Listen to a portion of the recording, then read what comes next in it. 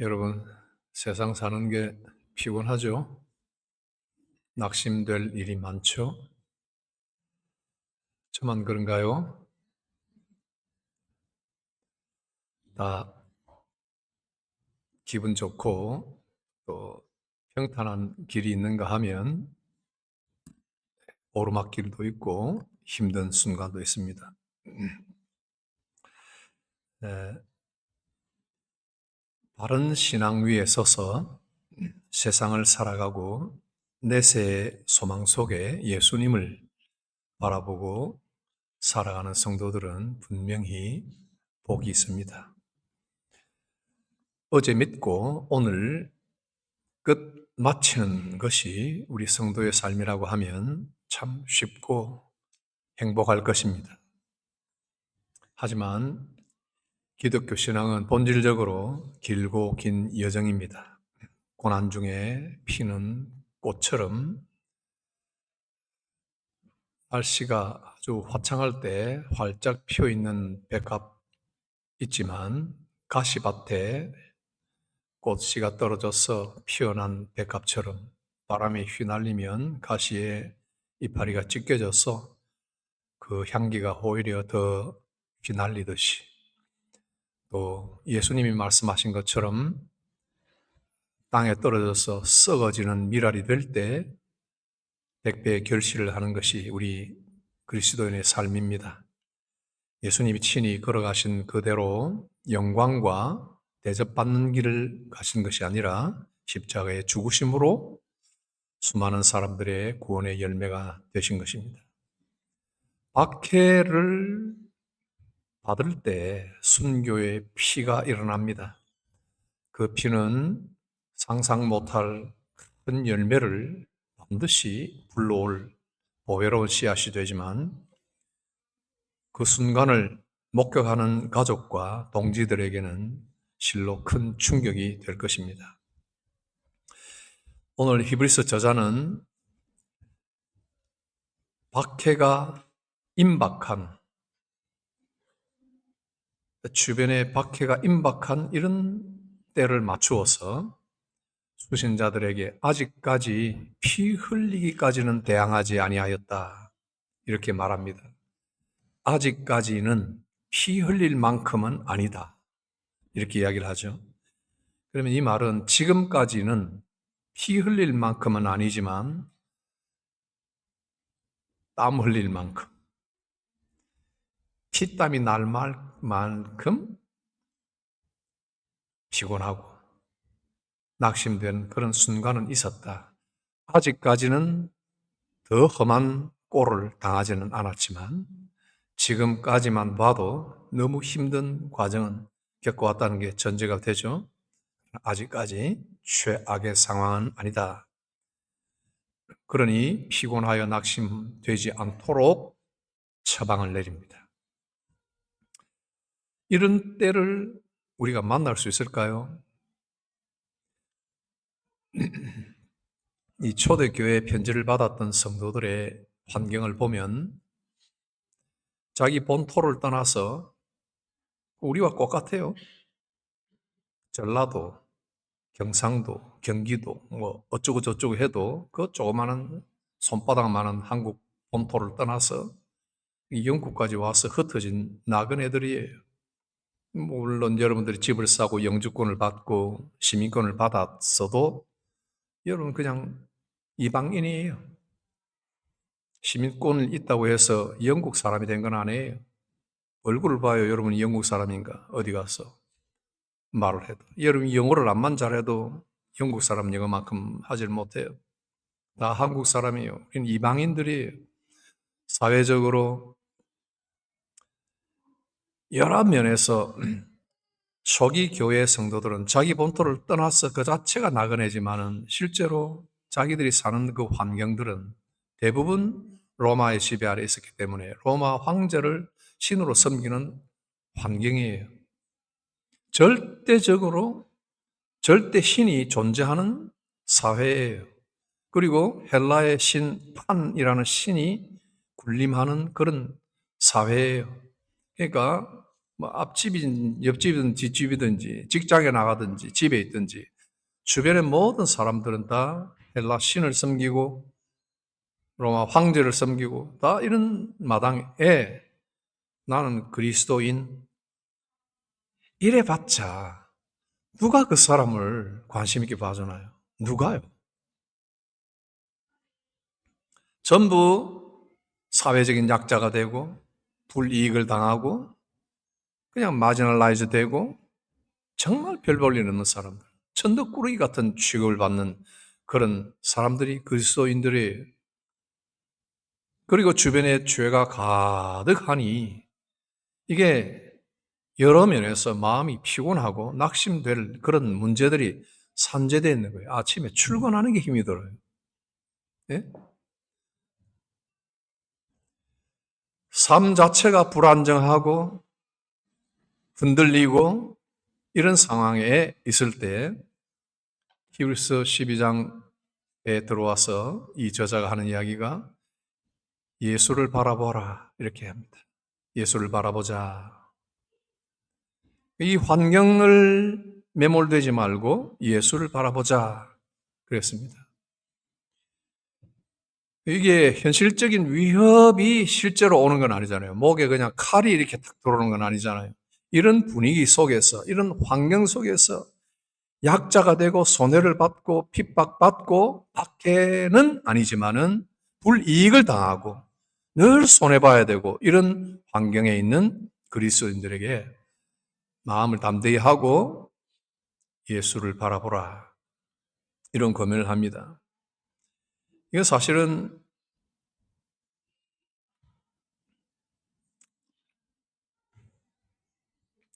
제일 이런 순간에 사람들이 당하기 쉬운 게 뭐냐면은 현실을 불만하게 돼요. 이 현실이 내게 불만스럽다. 예수 믿고 내게 덕이 되는 게 별로 없다. 거룩한 소망을 가지고 소명을 가졌지만은 별 덕이 안 된다. 그러니까 현실 부정, 현실에 대해서 만족을 하지를 못하는 거예요. 불만. 이게 굉장히 어려운 문제가 되는 거예요. 그래서 성도들이 마음이 연약해지고 또 시험에 들게 마련입니다. 이런 경우에 예수를 바라보라 하고 권면을 합니다만은 오늘 3절 4절에서는 또 다른 양상이에요. 아직까지 피 흘리기까지는 대항하지 않았지만은 앞으로 이런 문제들이 일어날 것이다. 이건 이제 어떤 면에서는 죄가 동반된 어떤 박해의 어떤 문제들, 더욱 심각한 이런 문제들이 있을 것이다 하는 거예요. 단지 삶의 불안정 정도가 아니라 로마의 전면적인 박해가 있을 것을 대비하라는 거예요. 더 큰 시련을 대비하라. 그러면서 이제는 예수님을 바라보라 하다가 이제는 예수님을 생각하라 하는 쪽으로 넘어갑니다. 예. 그래서 어떤 예수님을 생각하라 하는가 하니까 거역한 죄인들을 참으신 예수를 생각하라. 이 두 가지가 나오죠. 여러 죄인들이 예수님을 거역한 일이 나오고 죄인들이 나와요. 사람과 일이 같이 나오죠. 예수님이 가장 우리에게 보여주신 그 걸음의 소중한 본은 인내하신 거예요. 참으신 거예요. 그죠? 꾹 참는다는 게 이제 모욕을 참고 고난을 참고 아픔을 참고 그런 인내하신 거는 이게 이제 꾸준하게 참고 가신 거예요. 그런데 그 참음이 뭐가 있느냐 보니까 계속 대적하는 일이 있어요, 일이. 그리고 거역하는 일이 있어요. 동시에 죄인들이 있어요. 사람과 일이 동시적으로 계속 예수님에게 겹쳐져 있는 거예요. 여러분, 우리에게도 무엇인가를 참는다고 할 때는 반드시 일이 있어요. 반드시 사람이 있어요. 지금까지 여러분을 굉장히 인내하게 만들고 아주 힘들게 만드는 그런 부분들에 있어서도 사람이 있어요. 그죠? 물론, 이제, 내가 잘못해서 당하는 이런 고난들 말고요. 그죠? 내게 정의가 있고 나는 옳은데, 나에게 이런 무거운 짐이 되는 그런 사람이 있어요. 그 성경은 이야기하는 건 대항을 하는 것이 아니라 참으라는 거예요. 인내하라는 거예요. 그 삶을 그대로 지속해 가라는 거예요. 그리고 일이 있어요. 사람이 그냥 불쑥 나타나는 게 아니에요. 다짜고짜 한 사람을 참는다 할 때 그 사람이 벌이는 행위가 있어요. 여러분들이 작은 일도 여러분이 생각할 때 불이하게 생각이 들면은 여러분 그 사람의 행동을 굉장히 거북하게 생각하게 돼요. 그리고 그 거북하게 한 일을 한 사람을 참는 게 또 힘이 들어져요. 이게 참 성경이 분석을 해주는 게 참 흥미로워요. 예수님에게 거역한 사람들이 있었지만 그 거역한 사람들이 행위로서 예수님을 거역한 여러 일들을 한번 생각해 보세요. 그리고 그 일을 벌리는 사람들의 머리에 그 간교한 생각들을 하는 사람들을 생각해 보세요. 이런 것들을 길이 참으신 분이 예수님이다. 그래서 우리를 낙심하게 하는 것이 이런 일이 된다는 거예요. 내면적으로 현실과 타협하지 않고 계속 이기고 나가야 할 어떤 문제들도 그렇고 외부적으로 어떤 박해 시험, 무거운 어떤 실제적인 피를 흘려야 되는 그런 시험들이 일어날 때도 그렇고 이것들을 전부 우리 성도들의 신앙을 지키지 못하도록 하는 은혜를 가로막는 이런 문제들이 되는 거예요. 그래서 히브리서 저자는 낙심치 말고 피 흘리기까지 아직까지 대항하지는 않았으니까 더 큰 시련을 대비하고 예수님을 생각하라 하고 권면을 합니다. 우리가 전 세대를 통해서 보면 어떤 시대는 박해가 두드러진 시대가 있었어요. 지금 이 편지를 받는 이 시대도 아직까지는 네로의 박해가 시작되지 않았던 때예요. 그럼에도 내면적인 사회적인 불이익, 어떤 사람들의 어떤 비난 이런 것들이 나를 못 살게 굴었지만 그러나 박해는 또 다른 양상으로 오거든요.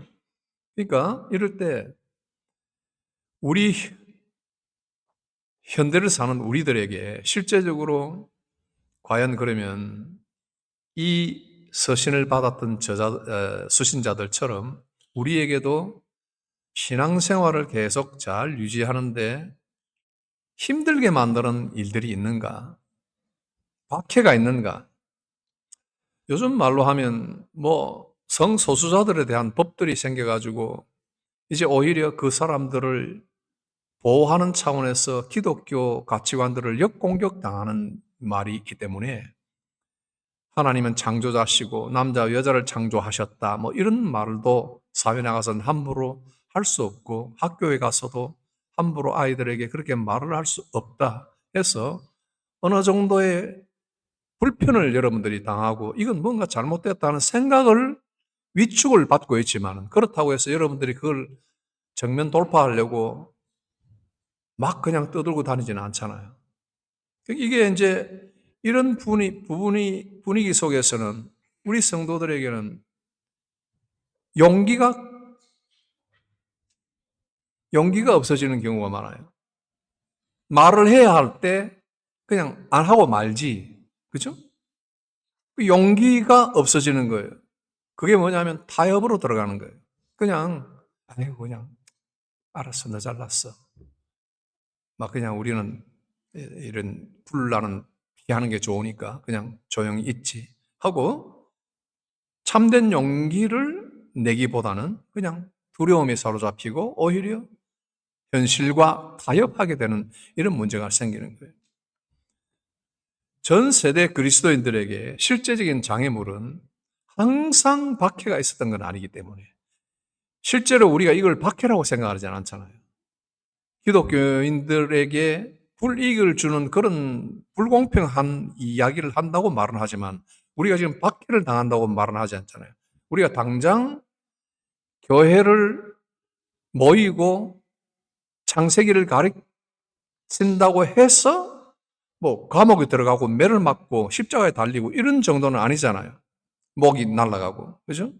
그러니까 전 세대 그리스도인들에게 실제적인 장애물이 무엇인가? 무엇이 우리에게 오늘 가장 무거운 짐이 되어 있는가? 내가 달리는데. 그렇죠? 그리스도인의 삶을 경주에 비유를 했잖아요. 어제 믿고 오늘 끝내는 경기가 아니라 우리 인생 전체를 쭉 살면서 가야 하는 이 경주예요. 그렇기 때문에 길게 가는 거예요. 그렇죠? 그러니까 마라톤처럼 우리 일생 나가도록 예수를 믿고 살아가야 되는 거예요. 그 안에 평탄한 길도 있고 예수 믿고 행복하고 강 같은 평화가 흐르는 날도 있고 어떨 때는 진짜 힘든 날이 있단 말입니다. 달리기 하는 것처럼 오르막이 있고 장애물이 있고 부상을 당하는 날이 오는 거예요. 다치고. 여기 보면은 우리 앞에 당한 경주라는 표현이 있는데 이 경주가 그런 경주예요. 그런데 우리 앞에 당한 경주예요. 우리들 싸그리 모아서 단체적으로 이야기하는 게 아니에요. 우리 개개인이 당하는 경주예요. 우리 교회가 함께 뛰는 게 아니에요. 함께 뛰지만 개인이 신앙생활을 하는 거예요. 전부 개인이 뛰는 거예요. 그래서 고린도서에 보면은 사도 바울이 달리는 자는 여럿이 있지만은 다름질한 자는 많지만은 상 얻는 자는 하나밖에 없는 줄 너희가 알지 못하느냐. 한 명이에요. 그래서 여러분 우리 개개인이 신앙생활을 해나가야 되는 게 우리 삶, 우리 라이프를 가지고 일생 동안 가는데 이 라이프를 가지고 일생 가는데 우리에게 신앙생활을 잘 못하게 하는 것, 우리를 불만족하게 하고 우리를 현실과 타협하게 하고 하는 그런 무거운 것이 뭔가 내가 답을 찾아내야 돼요. 여러분들이 스스로 물어서 내게 지금 현재 가장 무거운 게 뭐냐? 다시 쉽게 얘기하면 내가 하나님의 말씀을 듣고 믿고 사는데 매주 설교 듣고 성경을 읽고 기도하며 사는데 내 신앙이 은혜로운 바다로 들어가지 못하고 늘 질질 끌려가고 다리에 무거운 이 쇠뭉치를 달아나는 것처럼 질질 끌려가고 믿는 것도 아닌 것 같고 믿는 것 같기도 하고 이러는 신앙생활 종교는 크리스찬이티인데 내 삶은 왜 이런 식으로 은혜가 없이 가지? 무엇이 내게 오는 은혜를 가로막는 거지? 이런 것에 대한 질문을 여러분들이 하셔야 돼요. 그 내가 어떤 설교자가 어느 순간에 성령의 감동으로 여러분들을 찝어서 그 속의 것을 휘집어 파서 이것이 너의 것이다 하고 말해줄 수도 있겠지만 여러분들이 질문을 하셔야 돼요. 가까이 당한 경주가 있기 때문에 무거운 것이 무엇이며 여러분들을 얽매는 죄가 무엇인가 이것을 스스로 파악해내야 됩니다. 그래서 나는 초대 교회부터 시작해서 지금까지 다 통틀어서 박해 제외하고 모든 그리스도인들이 다 아는 실제적인 장애물이 뭔가 그게 현실 불만족이라고 생각해요.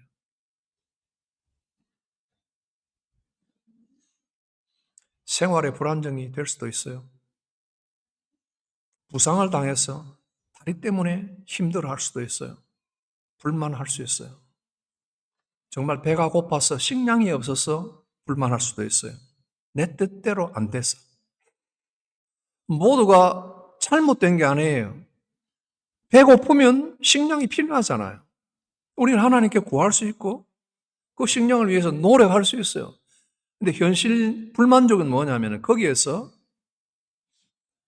하나님을 거스리는 거예요. 하나님을 시험하는 거예요. 이게 아삽의 시에서 굉장히 현저하게 설명이 잘 되고 있어요. 시편 78편을 보면 아삽의 시가 나오는데 거기 보면 역사를 통해서 이스라엘 백성들이 어떻게 현실 불만족함으로써 그 현실 불만족이 어떻게 하나님을 거스르게 됐는가, 이걸 이야기해요. 그리고 이 사람들을 얼마나 얽매여서 그들을 파멸의 구덩이로 데려가는가, 이걸 설명하고 있어요. 제가 78편을 쭉 한번 읽어볼게요. 간략간략하게 빠르게. 12절부터 하나님이 애굽 땅 소환들에서 그들의 조상들에게 목전에서 크고 기이한 일을 행하셨다. 그게 뭐예요? 하나님이 바다를 갈라서 물을 무더기같이 서게 하시고 그들을 그 땅으로 지나가게 하셨다. 홍해를 지나가게 하신 거예요. 우리 구원 사건을 여기에 비교해요. 우리 성도들을 하나님이 이렇게 죄악의 애굽에서 구원하여 그 갈 수 없는, 건너갈 수 없는 강을, 바다를 건너가게 하셨어요. 그래서 우리는 웬걸 어느 날 자고 일어나 보니까 예수 믿는 사람에 대해서 구원을 받았다고 이렇게 이야기를 하고 있어요. 그렇죠? 여기까지. 그 다음에 하나님께서 낮에는 14절 구름으로, 밤에는 불빛으로 그들을 인도하셨고, 15절 광야에서는 반석을 쪼개어서 매우 깊은 곳에서 나오는 물처럼 흡족하게 마시게 하셨다. 또 바위에서 시내를 내서 물이 강같이 흐르게 하셨다. 광야에서요, 물이 없어 사람들이 목마르다고 죽겠다고 했을 때 하나님이 바위를 깨워서 물을 내셨단 말이죠. 이걸 아삽이 설명을 해요. 그렇게 하셨으나 17절 그들은 여전히 하나님께 범죄하여 메마른 땅에서 지존자를 배반하였도다. 뭐 어떻게 배반했는데? 18절 그들의 탐욕대로 음식을 구하여. 제가 이야기했잖아요. 음식을 구하는 게 잘못이에요. 아니에요. 그들이 음식을 구하는데 탐욕대로 음식을 구했다. 그리고 그들의 심중에 하나님을 시험하여서 하는 말을 들어보세요. 하나님을 거슬러 말하기를 하나님이 광야에서 식탁을 베풀겠느냐? 였단 말을 하고 있어요. 보라! 그가 반석을 쳐서 물을 내시니 시내가 넘쳤다. 그가 능히 떡도 주시며 자기 백성을 위하여 고기도 예비하시랴. 하나님이 오늘까지 그 반석을 열어서 시내를 내셨다. 좋아, 오케이. So far, so good. 그리고는 그 하나님이 이제는 떡도 주겠나? 고기도 주겠나? 이딴 식으로 대화를 하는 거예요. 고기 달라고 하면 되잖아요. 떡 좀 달라고 하면 되잖아요. 집이 없어요? 집 달라고 하면 되잖아요. 집 주겠나? 여러분, 이 사람들이 말하는 태도를 한번 보세요. 그러므로 여호와께서 이걸 싫어하셨어요. 듣고 노하셨으며 야곱에게 불같이 노하시며 이스라엘에게 진노가 불타올랐으니 이는 하나님을 믿지 아니하며 그의 구원을 의지하지 아니한 까닭이로다. 어떻게 연결이 되는가 보세요. 그죠? 음식을 구하고 고기를 구하고 이 문제가 어디로 가느냐? 하나님을 불신하고 그의 구원을 멸시하는 쪽으로, 의지하지 않는 쪽으로 간다. 이스라엘 백성들에게 무엇이 무거운 짐인가 아시겠어요? 어떻게 보면 물이에요, 물. 어떻게 보면 식량이에요. 그게 무거운 짐이에요. 이스라엘 백성들에게 그들을 얽매였던 죄가 뭐예요? 고기 먹고 싶은 것 가지고 하나님을 시험하고 거슬려 말하는 거예요. 예. 그래서 40절을 보면 그들이 광야에서 그에게 반항하며 그를 슬프시게 함이 몇 분인가? 그들이 돌이켜 하나님을 거듭 시험하며 이스라엘의 거룩하신 이를 노엽게 하였도다. 그들이 그의 권능의 손을 기억하지 아니하며 대적에게서 그들을 구원하신 날도 기억하지 아니하였도다.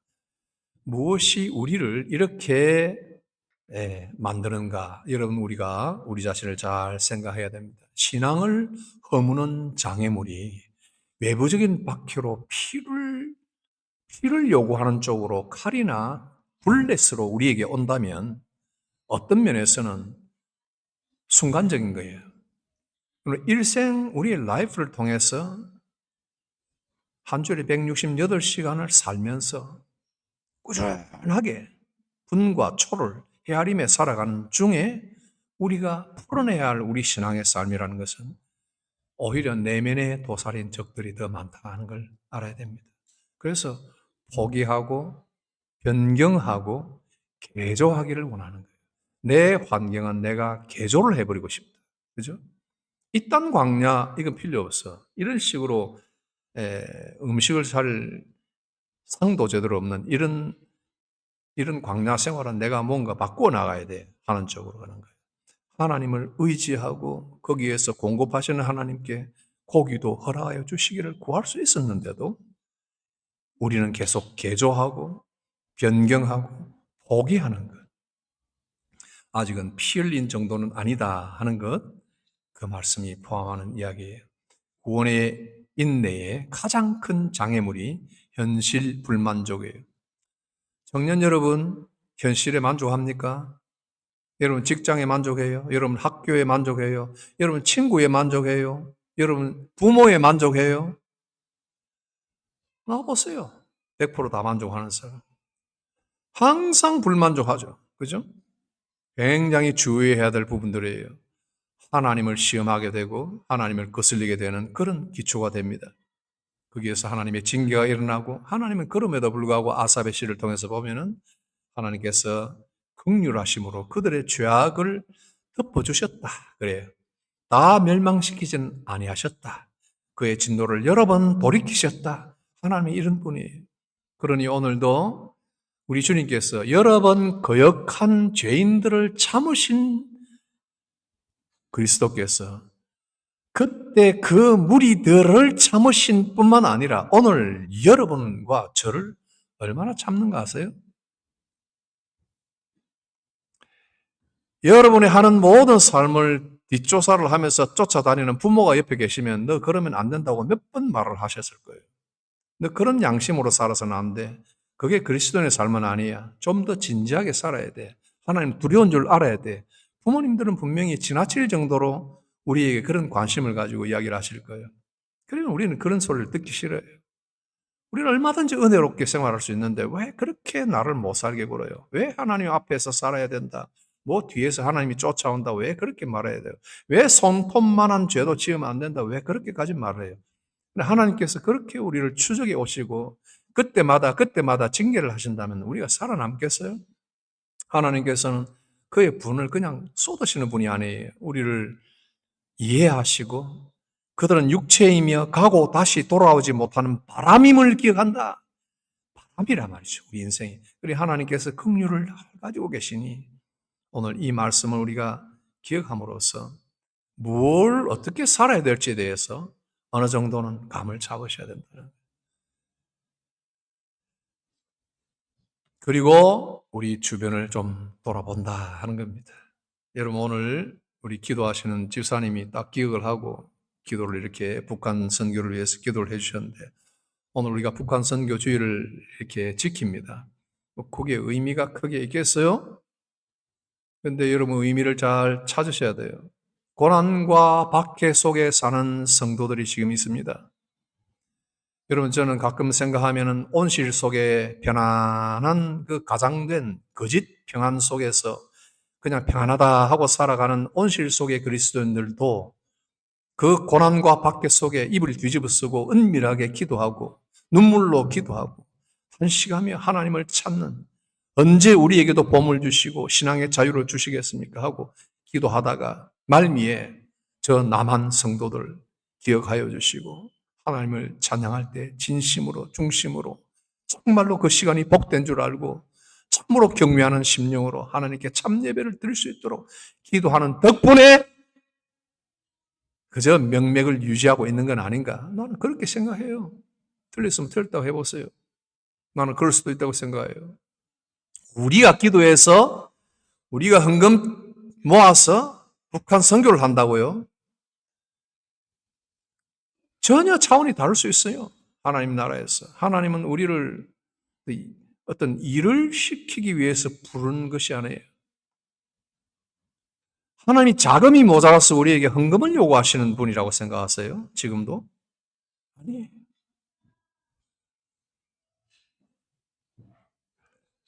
한국 사회는 북한 문제를 다룰 때 너무 극단적인 대립을 가지고 있어요. 날이 갈수록 더해요. 이것도 사단의 어떤 계교라고 나는 믿고 있어요. 사람들이 너무 극단적으로 양립이 되어 있어요. 한국 사회가 아무리 정치적으로 양극화가 되어 있어도 더하질지라도 우리 교회는 복음과 사랑의 본질을 붙들어야 돼요. 딴 거 없어요. 교회는 하나님께서 공산주의 따라오고 민주주의 따라오고 이런 분이 아니에요. 헬라인 따라오고 유대인 따라오고 하나님께서 그렇게 예수님을 보낸 게 아니잖아요. 그럼에도 사도 바울은 이방인을 위해서 사도로서 이렇게 나갔지만은 그러나 자기 유대 민족이 구원받는 일에 대해서 자기는 최선을 다했습니다. 마음 관심을 두었어요. 우리들 마찬가지예요. 교회 정체성은 어떤 정치적인 진영 논리에 갇혀서는 절대 안 돼요. 나는 뭐 좌파다 우파다. 저 앞에서 그런 이야기 하는 사람 아무도 없지만은 우린 좌파 우파 없다고요. 우린 예수파밖에 없어요. 여러분 그거 기억하세요? 좌우가 어디 있어요? 좌우를 분별치 못하는 인간들 같으느라고. 예수파밖에 없어요. 진영 논리에 갇혀서는 안 되고요. 정치적 논쟁에 여러분들이 따라가서는 안 돼요. 매몰돼서는 안 돼요. 북한 주민은 정치적인 어떤 적대자가 아니에요. 우리가 사랑해야 할 이웃이고 친지고 동포예요. 그래서 복음을 계속 들려줘야 되고 언젠가는 복음으로 하나가 돼야 돼요.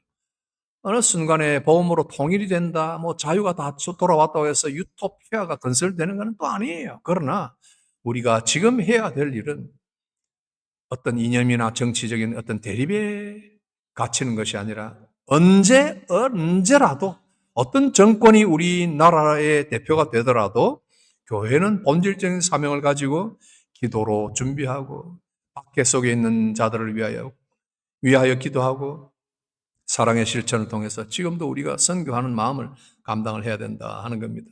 그러니까 지금이라도 우리는 이런 선교주의를 통해서 기도로 깨어서 북한을 위해서 중보하고 사랑으로 헌금해서 내 마음을 하나님께 드리고 또 복음으로 화해를 잘 이루는 그런 날이 오도록 우리는 그 사명을 포기하지 않아야 됩니다. 말씀을 맺습니다.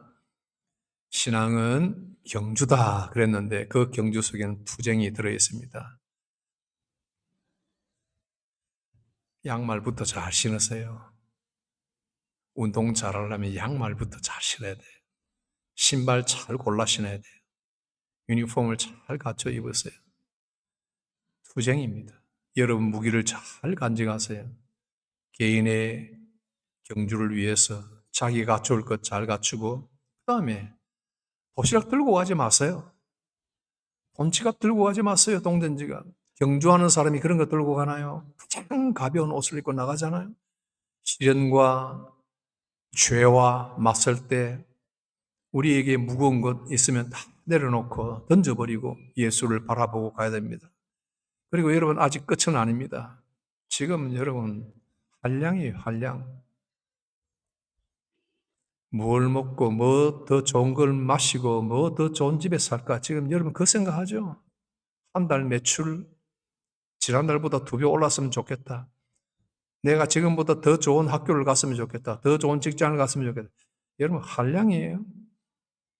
예수의 인내를 깊이 묵상하고 내가 언젠가는 피 흘리기까지 대항해야 할 어떤 죄가 덤벼들고 어떤 박해가 덤벼들 때 용기를 잃지 않고 현실과 타협하지 않고 현실에 불만족하지 않고 하나님 앞에 살아가는 그런 성도로 가야 되겠다. 이게 이 말씀이 주는 격려입니다. 기도합시다. 하나님 아버지, 오늘 우리 성도들에게 이렇게 귀한 예배의 시간을 주신 것 감사합니다.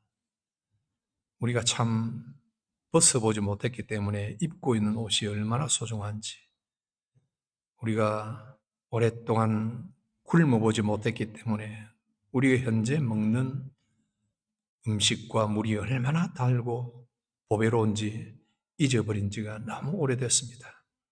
우리 성도들에게 예수를 사랑하고 복음을 기뻐했던 초심을 잃지 않게 하시고 겸손한 마음 주시고 벌거벗은 듯한 수치시는 마음 주셔서 참으로 하나님이 주시는 의로 옷 입게 하시고 그리스도의 사랑으로 다시 옷 입게 하시고 말씀으로 무장하여 이 평화로 가장된 박해 시대에 또 하나의 도전의 시대에 용기를 잃지 아니하고 타협하지 아니하고 믿음으로 승리하며 우리의 경주를 잘해갈 수 있도록 축복하여 주옵소서.